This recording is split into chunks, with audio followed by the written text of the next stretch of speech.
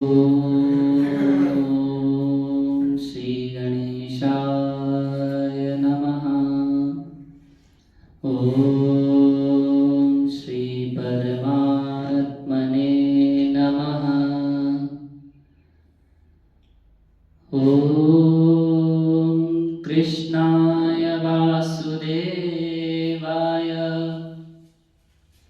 हरये परमात्मने प्रणतक्लेशनाशाय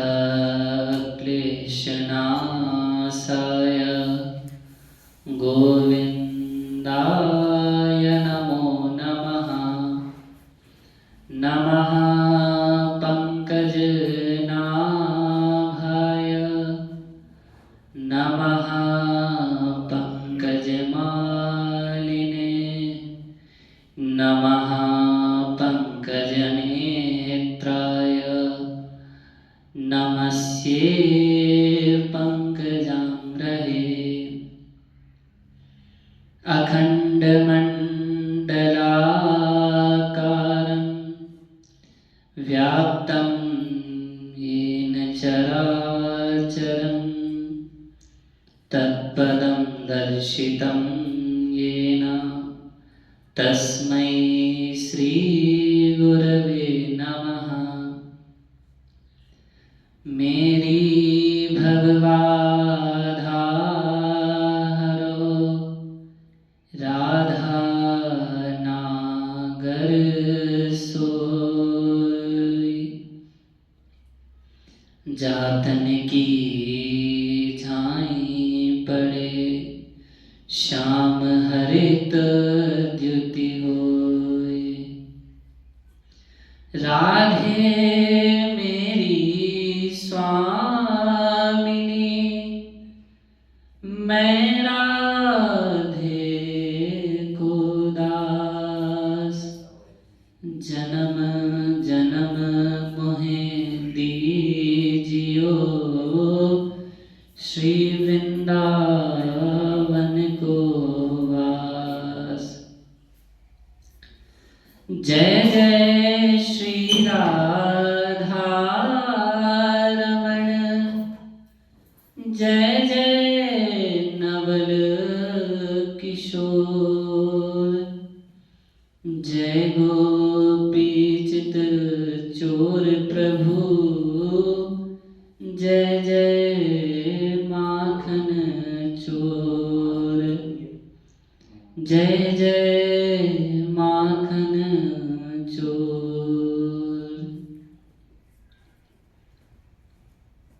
सर्वप्रथम मैं उस परम पिता परमेश्वर के चरणों में प्रणाम करता हूँ जिसकी माया से यह संसार सत्य सा प्रतीत हो रहा है, जिसकी सत्ता समस्त ब्रह्मांड में व्याप्त है। उस ईश्वर को मैं नमन करता हूँ। तत्पश्चात महाराज श्री के चरणों में प्रणाम करता हूँ। सभागार में उपस्थित हमारे गुरुजी गुरुजनों को मैं प्रणाम करता हूँ। हमारे अग्रज एवं अनुज भाई जिनके हृदय में ईश्वर विराजमान है उनको मैं प्रणाम करता हूँ। आइए प्रवचन में प्रवेश करने से पहले उस ईश्वर का चिंतन करते हैं। मेरो राधा रमण गिरधारी गिरधारी नाथ वनवारी। मेरो राधा रमण गिरधारी गिरधारी श्याम वनवारी। मेरो राधा रमण गिरधारी गिरधारी श्याम वनवारी। मेरो राधा राधारमण गिरधारी, गिरधारी श्याम बनवारी, गिरधारी श्याम बनवारी, गिरधारी श्याम बनवारी, गिरधारी नाथ बनवारी, गिरधारी नाथ बनवारी, मेरो राधारमण गिरधारी, गिरधारी श्याम बनवारी, मेरो राधारमण गिरधारी, गिरधारी श्याम बनवारी, गिरधारी श्याम बनवारी, गिरधारी श्याम बनवारी, गिरधारी श्याम बनवारी। बोलिए कृष्ण कन्हैया लाल की, सद्गुरुदेव महाराज की। पिछले प्रवचन में हमने सुना था कि जब भगवान श्री कृष्ण मथुरा गए और मथुरा को कंस के भय से मुक्त कर दिया और नंद बाबा को सांत्वना देकर ब्रज भेज दिया, उधर ब्रजवासियों को जब पता चला कि मेरे कृष्ण वृंदावन नहीं आए, वे सभी व्याकुल हो गए।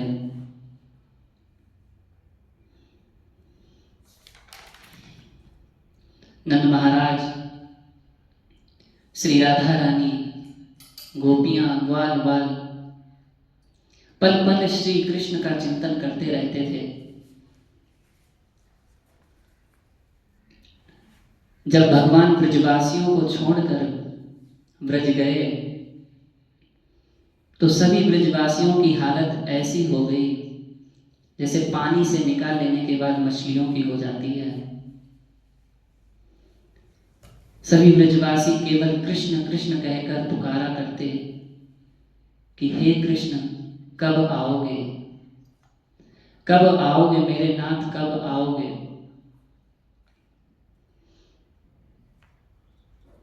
उधर मैया यशोदा की भी हालत दिन पे दिन बिगड़ती जा रही थी कृष्ण के चिंतन में।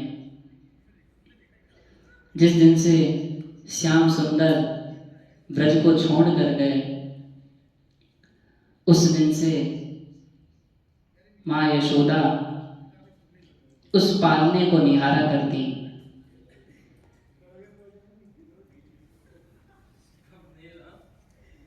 और नंद बाबा मैया यशोदा को समझाते, कहते अरे यशोदा,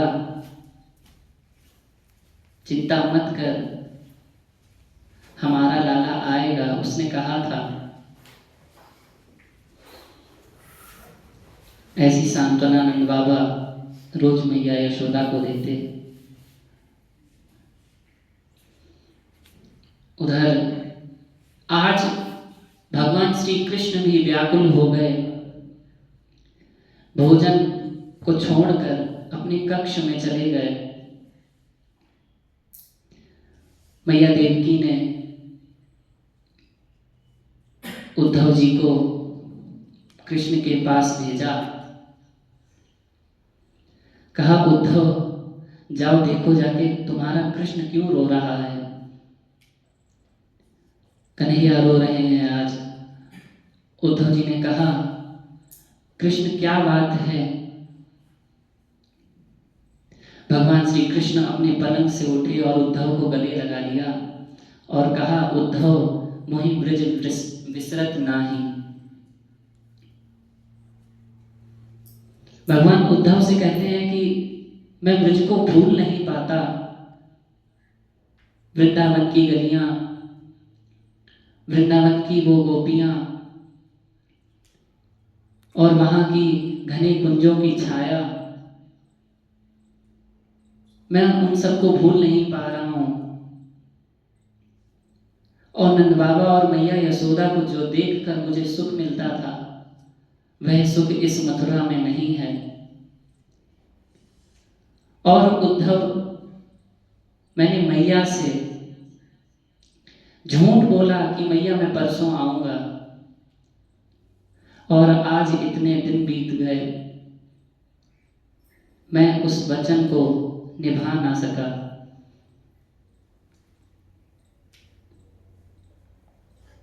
उद्धव, और मुझे याद इसलिए आती है क्योंकि वह भी हमारी दिन रात याद किया करते हैं। एक बार तुम जाओ वृंदावन को, बाबा से मिलो, मैया से मिलो और सभी ब्रजवासियों से मिलो। उन सभी को ऐसा संदेशा दो कि वे मेरी याद ना किया करें।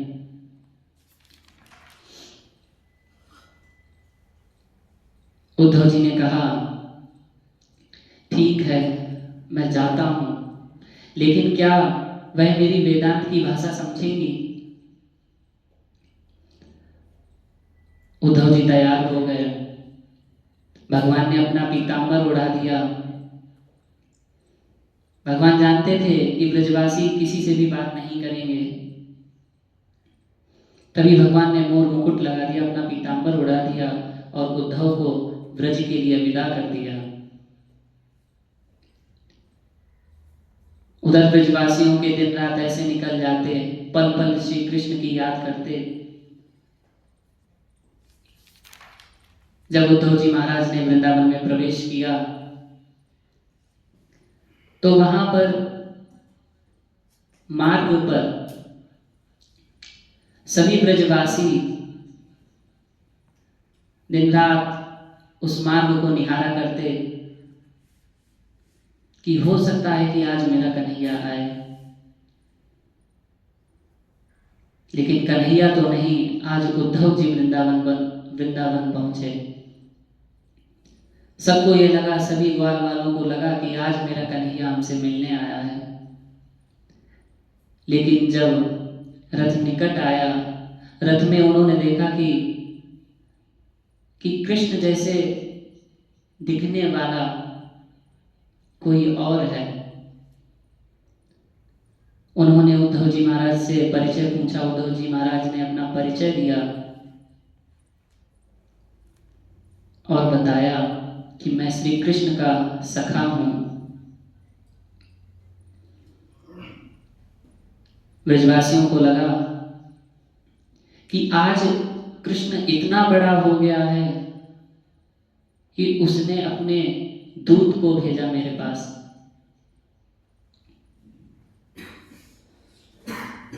उद्धव जी महाराज ने नंद बाबा और मैया यशोदा का घर पूछा तो ब्रजवासियों ने कहा कि अब तो उनके भवन की रास्ता इतनी सीधी हो गई है, ये जो पानी आ रहा है और जहां पर इस पानी का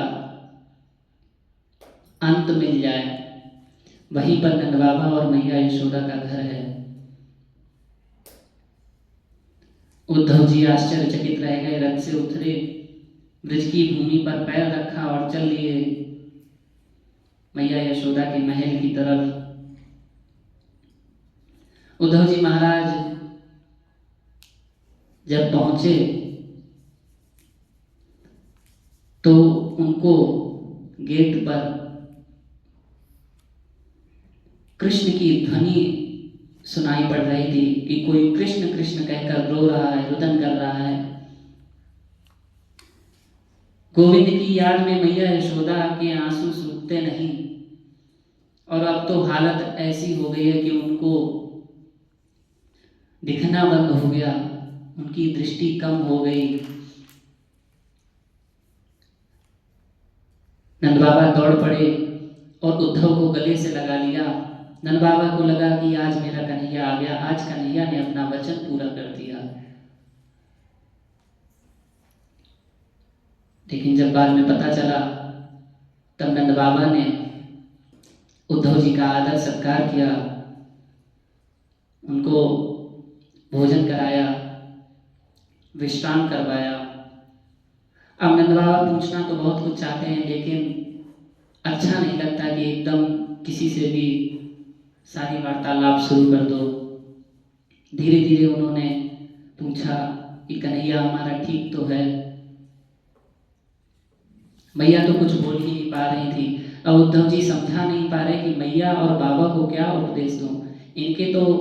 इनका तो पहले ही मन रमा हुआ है कृष्ण में, और मैं उस परम ब्रह्म ईश्वर में सब वेदांतों का, कथाओं का सार ही एक है कि उस परमात्मा के चरणों में ध्यान लगाओ। उद्धव जी जब समझाने लगे तो बाबा को और मैया को कोई भी उनकी बात समझ में नहीं आई। बाबा बोले, तुम्हारे उपदेश हमारे समझ ना आवे। सारी रात कृष्ण की चर्चा करते करते निकल गई। उद्धव जी महाराज जब सुबह उठे, जब नित्य क्रिया करने के लिए गए, जब स्नान करके बाहर आए, तो गोपियों का नित्य प्रति का क्रम था कि वह नंद बाबा और मैया यशोदा के भवन की परिक्रमा करती थी। गोपियों ने जब उद्धव जी महाराज को देखा तो उद्धव जी की सांवली सूरत देखी, पीतांबर देखा, मोर मुकुट देखा, गोपियां समझ गई यह श्री कृष्ण के सखा हैं। उनकी लंबी लंबी भुजाएं हैं, पीले वस्त्र धारण कर रखे थे। उद्धव जी की शारीरिक आकृति भी श्री कृष्ण के जैसे ही थी। जब उद्धव जी को देखा तो आपस में चर्चा करने लगी और थोड़ी देर बाद उनको घेर कर खड़ी हो गई। जब गोपियों को ज्ञात हुआ कि उद्धव जी श्री कृष्ण का संदेशा लाए हैं तो वे अति प्रसन्न हो उठी। उन्हें एकांत स्थान में बैठाया और उन्हें बैठने को आसन दिया। गोपियां उनसे सभी बातें करना चाहती हैं, वे नहीं चाहती थी कि कोई भी बीच में उलझन उत्पन्न करे।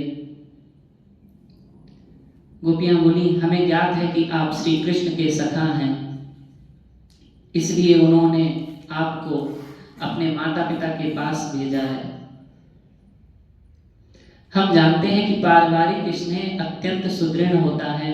बड़े बड़े साधु मुनि भी अपने माता पिता को भूल नहीं पाते। शायद इसलिए ही आज कृष्ण ने आपको मैया और बाबा के पास भेजा है।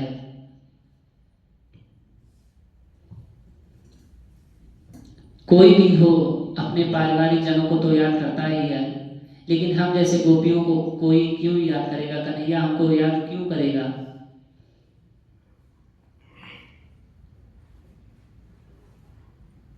निःश्वं त्यजन्ति गणिका अकल्पं नृपतिं प्रजः अधीत विद्याचार्यं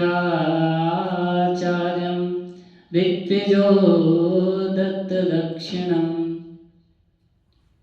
गोपियां उद्धव जी से वार्तालाप करने लगती हैं और कहती हैं, जैसे ही प्रेमी का धन समाप्त हो जाता है वैसे ही नारी की उसमें रुचि भी समाप्त हो जाती है। जब प्रजा देखती है कि यह राजा हमारी रक्षा करने में असमर्थ है, तब वह प्रजा उस राजा को भी त्याग देती है। अध्ययन समाप्त हो जाने पर शिष्य भी अपने गुरु को भूल जाता है